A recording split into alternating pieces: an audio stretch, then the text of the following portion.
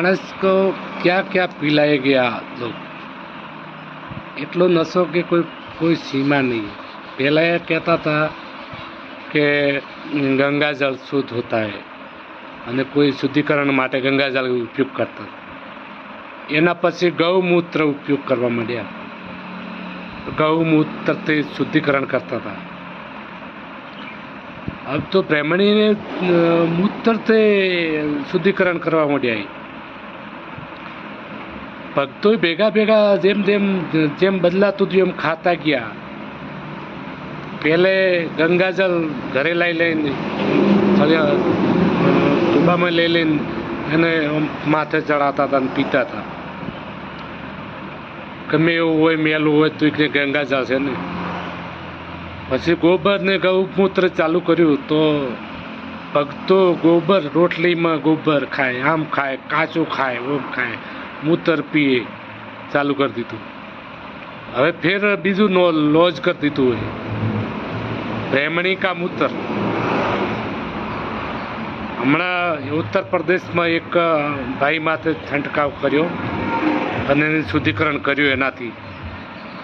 કદાચ હવે આનું ચાલુ કરી દેવું જોઈએ। ભક્તોને લાગે છે એવું, કાં તો જાગૃત બનો કાં ચાલુ કરો। કારણ કે કોઈ તમને ખેંચીને કચરામાં નાખવાની કોશિશ કરતું હોય ને તો આપણે જાગવું જોઈએ।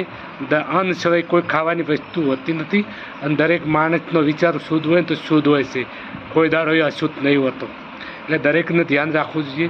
કોઈનું ખોટું ન કરવું હોય તો કોઈ દાડો કોઈ આપણને ખોટું થતું નથી અને મહેનત કરશો ને તો પેટ ભરાશે। બાકી કોઈ પણ ગમે એટલા હવન કુંડ કરશો ને તો ખોટું કરતા રહેશો ને તો કોઈ દિવસ આગળ નહીં આવવાના, કારણ કે એને તકલીફ રહેવાની। એટલે દરેકને જાગૃત થઈ અને કોઈની ઈર્ષ્યા, દરેક માણસની અંદર ભગવાનને રૂપ દેખવાની કોશિશ કરવી જોઈએ અને કમાઈને ખાવું જોઈએ તો જ પેટ ભરાય।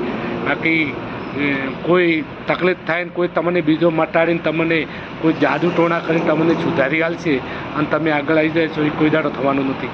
એટલે જાગૃત થઈ અને વિચારવું જોઈએ। આ દેશને કઈ દિશામાં લગભગ બધા દેશોના કરતી આપણો દેશ લગભગ કેટલાય વર્ષો પાછળ ધકેલાઈ રહ્યો છે। જેમ કે જે અંગ્રેજોના વખતમાં હેઠતું હતું ને એવું ચાલી રહ્યું છે। સરકારી સ્કૂલો બંધ થઈ રહી છે અને ભણવા ગણવાનો અધિકાર સમાપ્ત થઈ રહ્યો છે, શિક્ષણ મોંઘું થઈ રહ્યું છે। તો ક્યાંથી બધું પૂરું લાઈન કરશો?